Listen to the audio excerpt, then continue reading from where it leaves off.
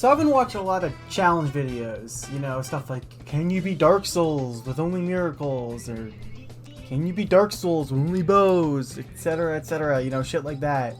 So I decided to make one myself.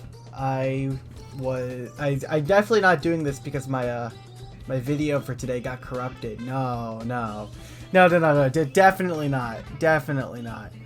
So yeah, can you beat Castle Crash without bows? Castle Crashers, if you didn't know, is an older beat 'em up made by the Behemoth.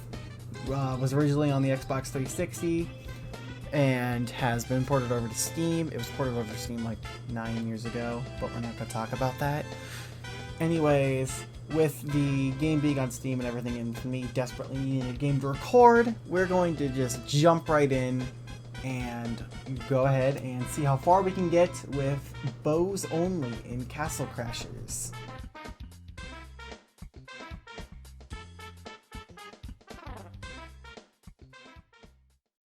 The rules are simple. I'm not Nico, so that probably sound too terrible. No, whatever. So, pretty much, bows only. That's exactly what it is. I can only attack with my bow. There are a few exceptions. I'm allowed to spam X to get out of bats. That's the only time I'm allowed to spam X out of attacks and whatnot.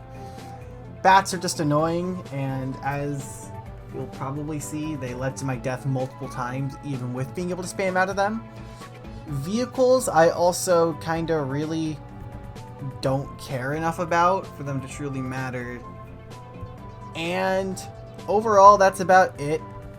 I am just gonna go through the first aisle today, like the first side of the island. And next video we will cover the ship and beyond. So hopefully you guys will look forward to that tomorrow, and let's get right into the run. So the first roadblock of the game, per se, was what character am I going to use? Normally this wouldn't really matter too much, except for one thing, starting item. I decided to go with the Pink Knight, which could be a little bit controversial because it is technically speaking a DLC character, whatever. But honestly, it's way too much the obvious choice. It has the best level 1 weapon in the game, especially for this run, because the NG Lollipop has +5 agility. If you didn't know, there are 4 different stats in Castle Crashers: Strength, which determines melee damage; Magic, which determines magic damage and what different magical abilities you get to use; Defense, which determines HP and damage received; and Agility, which determines your movement speed and your bow damage / speed. So, of course, we're going to want to go with the one that does Agility. I just decided that that was probably the best idea, so I am going to be using the Pink Knight for this entire playthrough. So we start off by choosing our character and going into the castle keep. We see someone get brutally murdered, probably by some kind of alcoholic rage, gets thrown through the window, you know, the door window. Definitely not a door. And hits a training dummy, dies, and we can finally control our character. I grabbed the dog, no particular reason. I just specifically wanted the dog because the dog is cool. I have restricted myself to only using pet orbs that I pick up in the world. So I'm not allowed to use, say, I'm not allowed to like just go in and grab like the Behemoth or one of the, or like the one eye dude. I forgot his name. The one that shoots lasers. So, of course, we go out. The king gets his crystal meth stolen and tells us to go out and go murder completely innocent barbarians that had nothing to do with the wizard that just fucking stole his meth. So we go out, slaughter all the barbarians, start heading through. They take roughly 7 shots to kill, so it will be here a little while. We get in to the castle keep, help the random dude kill his shit, kill all the shit that's trying to murder his shit, buy the shit off the shit, tell the shitter he's a piece of shit, and then go off to go do more shit. The Barbarian War. I guess that's why we were killing all those innocent barbarians earlier, because they're also pieces of shit that want in on the meth. So we start murdering all the fucking barbarians, and then I realized the most difficult part of this challenge. We can't break grass. I mean, technically speaking, I could just hit it with a melee weapon and it would be perfectly legal, but I was kind of still deciding on the rules when I started this. So for now, there's nothing there. The boss you probably wouldn't expect to actually pose any kind of threat is the Battle Ram, or as I like to call it, Rammy. Like a wooden Rammy. Just like the pet. Okay, anyways, basically, fast charge attacks and constant spitting out of barbarians made this take a whole lot longer than it should have. We're only dealing 8 damage a shot anyway. That will change very, very quickly. But for now, we're only doing 8 damage, and as such, it's not very effective. After spending quite a little bit of time on Rammy, Rammy goes down and we move on. I do the funny little boomerang trick on the door because I fucking can, and we move on to the Barbarian Boss. The Barbarian Boss is honestly a whole lot easier than Rammy for some odd reason. Only thing to note is that the back part of it, his back like shield, blocks all attacks. This is the same thing for melee as well. I'm sure anyone that's played the game for more than 30 seconds knows about this. But whatever. One thing I didn't actually know until fairly recently though, you can block 2 out of 3. Yeah, 2 out of 4 of the gigantic ogre's attacks of the Barbarian Troll, I think it's called. I don't know. Anyways, the spike his punch and his attack where it retracts the spikes from his shield. You can actually block those. That means absolutely nothing for this fight. I just thought it was a cool little piece of trivia. So after that, we murder a chest, grab all the loot, and then have our first kiss with our first hot lesbian girlfriend. Hell yeah.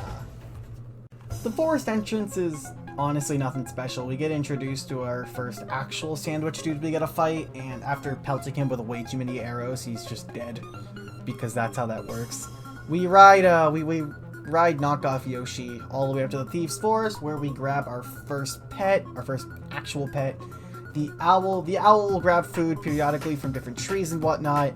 We'll be replacing him fairly quickly, but for now, he adds that little bit extra survivability that can help out in a pinch. We murder all the rest of the shit and move on to Thieves' Forest, where I died. I made it pretty far, but I died. I wasn't really bothering too much with potions at this point, so I went back, bought some potions, and I forgot that automatic potion healing is a multiplayer feature only, so I died again. Then I managed to finally make it all the way over to the boss, where this thing almost killed me multiple times. I ended up having to use all my potions on it, until eventually I shot it to death and went into this abandoned warehouse where I rode next to a shitting deer. This part of the game actually hasn't changed at all, so I just decided to go through it without any, well, dodging every single obstacle because I'm just that gamer. Then we go to a river, die, kill some fish, kill some bats, kill some more annoying fish, kill an even bigger fish, and move on to honestly better parts of the game. Yeah, that whole better part of the game thing was a fucking joke. We actually have 2 more levels of kind of meh. Personally, all I think of the game is, the game kind of is okay. I like the first 4 levels. Then that sort of Thieves' Forest area is kind of meh. And then it picks back up with Flowery Field. But anyways, so Tall Grass Field. It's not very difficult, honestly. Only thing of note is that bears are slightly tankier than every other enemy we've had. Not only do they have more health, but we also deal slightly less damage. And we also get Rammy in this spot, which is, he's amazing. He knocks over enemies, which can help us out a lot in fights where we're getting stun locked. I really wish I didn't try them out later for the fucking bat, but I'm not going to talk about that.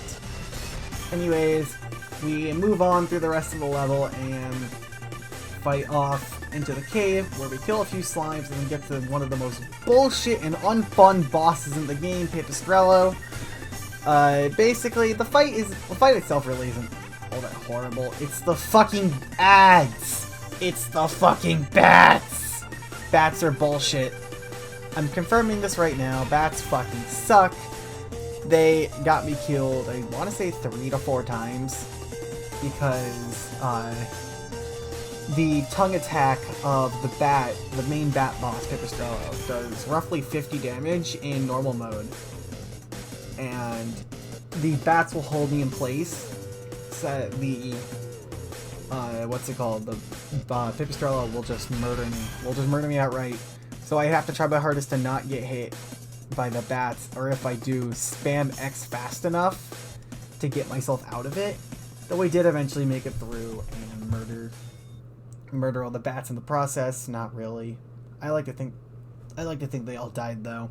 Then we stole a bunch of loot from the king and moved on to, honestly, some of the best levels in the game, actually. Alright, now we get to the land of the fucking bees! Bees are, honestly, not hard. Basically, we murder the bees with the help of our little comrade dudes, because they can't really control whether or not they exist, so they can just do their own thing. I won't be highly relying on them, though. Then we go ahead, we kill some bees and some beekeepers. Ooh, wow, different. And I launch myself off the catapult into the castle, where we proceed to fight against coneheads. Normally coneheads are kind of bullshit, because you literally cannot combo the fuckers without some godlike skill, because they are so fucking heavy.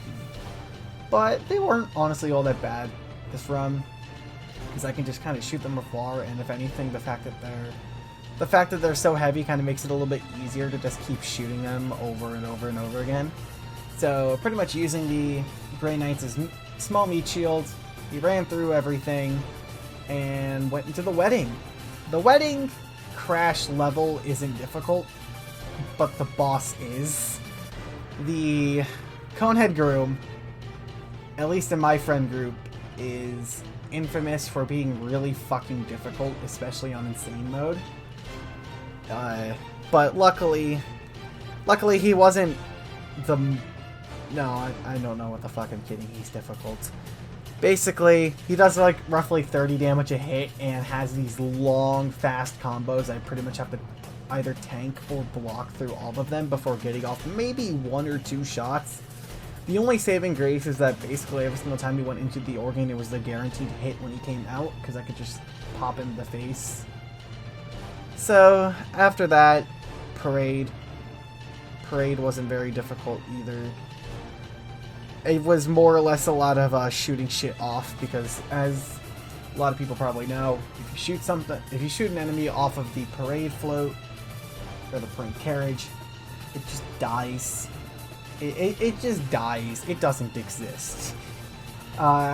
We went ahead, murdered some thieves on the way there too, and murdered the gigantic fucking laser shooting piece of shit, fuzzy, furry piece of fucking fuck, whatever the hell that beast thing is.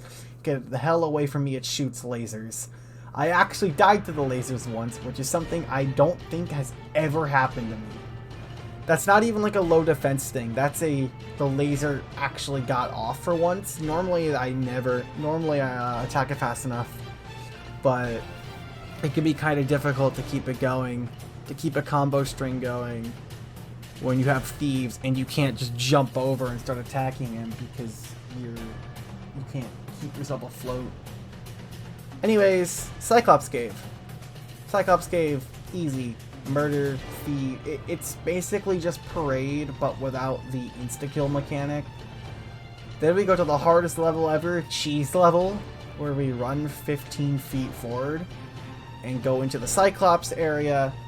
Cyclops is just quick, bada bing, bada boom, we kill everything there.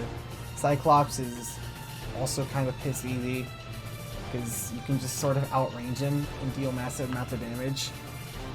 Then after that, we got access to sandwiches.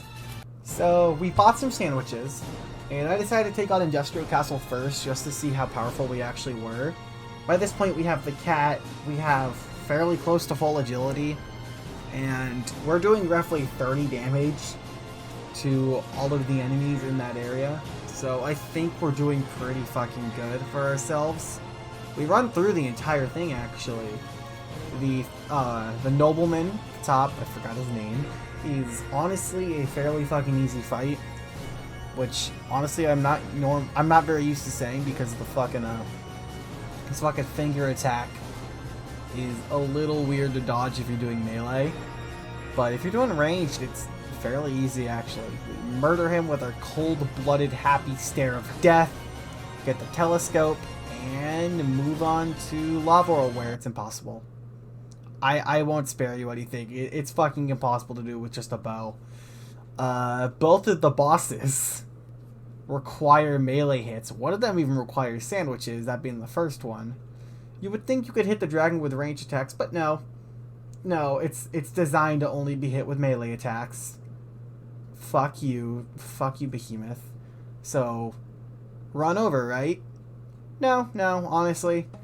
I'm going to dedicate next episode to going through the rest of the game. I actually had a whole lot of fun with this. Plus, I'm not just going to let a maxed out agility character go to waste. Especially since we had a nice little storybook conclusion with us starting on the defense line. Because we somehow managed to hit max agility in just like 12 levels. So, yeah, we have barely any defense and we have maxed out agility. We're doing pretty good for ourselves, and I'm hoping that we can somehow manage to get through the rest of the game. As far as I know, there shouldn't be anything else that requires melee hits or anything other than a bow. So we should be good for the rest of the game. Hell, even the wizard at the end, you can still pretty easily do with just a bow, even with the magic, the melee hit thing. If you've seen it, you know what I'm talking about. You'll see it next episode anyway. Anyways, thank you all so much for watching. If you guys did enjoy, make sure to like, subscribe if you're brand new to the channel, and I'll see you all in the next time. Love you guys. If you're a girl, no homo. This has been Rachel, signing out.